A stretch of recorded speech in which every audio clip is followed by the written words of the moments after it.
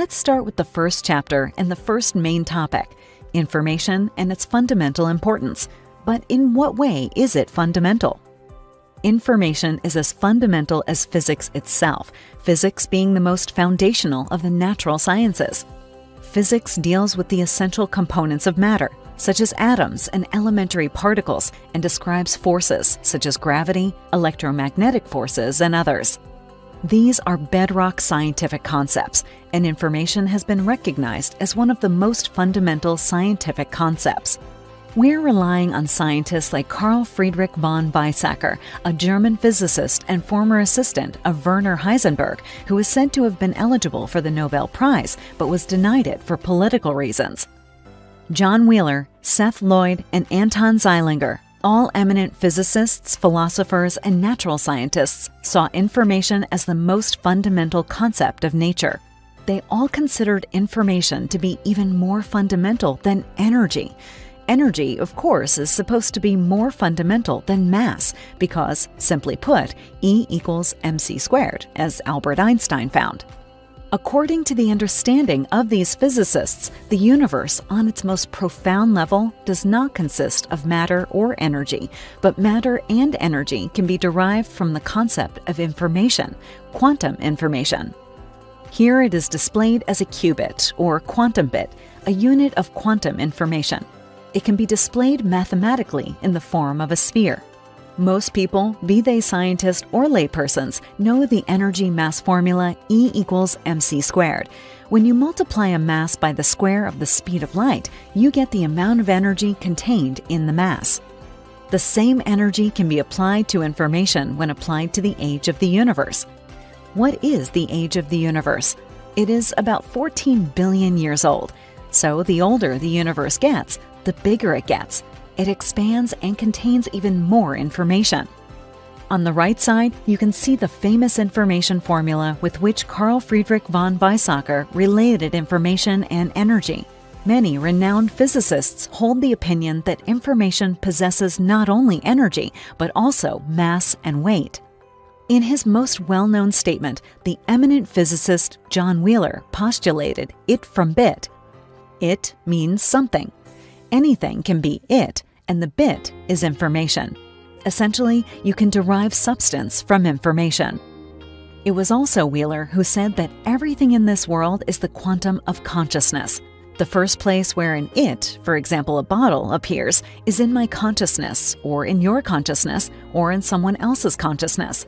From this, we can deduce that there is an external world through which we communicate. But the first which appears in consciousness is not the it. What first appears in the consciousness is information, and so we can justifiably say it from bit. In this sense, the bit is more fundamental than the it. The famous Austrian experimental physicist Anton Zeilinger, also known as Mr. Beam, was the first person who succeeded in teleporting a photon from one side of the Danube River to the other side.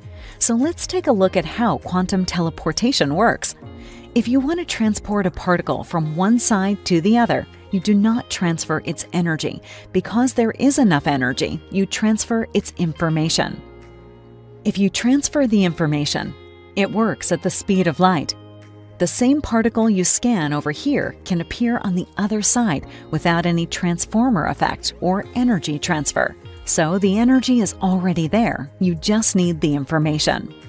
As an example, what is the difference between an electron and a proton? They contain different amounts of mass and different amounts of energy, but they also contain different information. According to a group of physicists such as Carl Friedrich von Weizsäcker, Seth Lloyd, John Wheeler, and Anton Zeilinger, the entire universe is just one giant information processing device. It is a quantum computer that basically calculates itself. Information is the only thing that is really flowing here. The German philosopher, priest, and semiotician Professor Johann Heinrichs once asked a very important question. Do you believe that there is only information? If this were true, there would exist only monism or oneness. There would be no dualism. This monism would exclude everything else. But that is not the idea. When we speak of information as being fundamental, it means that it is just one of the basic concepts in nature that cannot be reduced to another. It is not about reducing information to energy or information to consciousness, because all three are different and also fundamental things.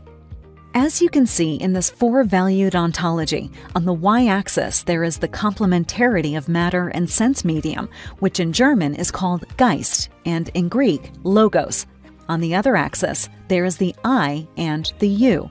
From an ontological point of view, I and you are fundamentally different because I is always only one and you can be many. If you think about yourself, you are the I and everyone else is the you.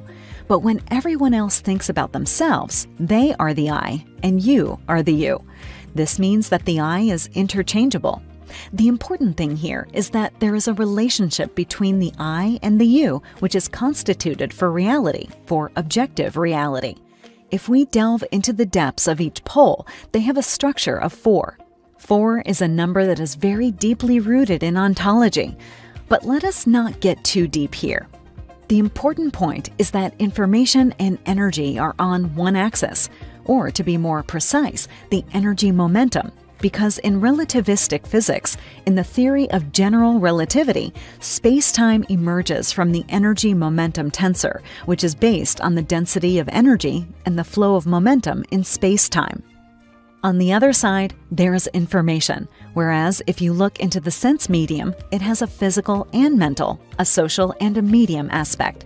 The physical aspect is the physical information field, which contains the psychological information field, and then there is the social information field, which, for example, appears in the form of culture and art.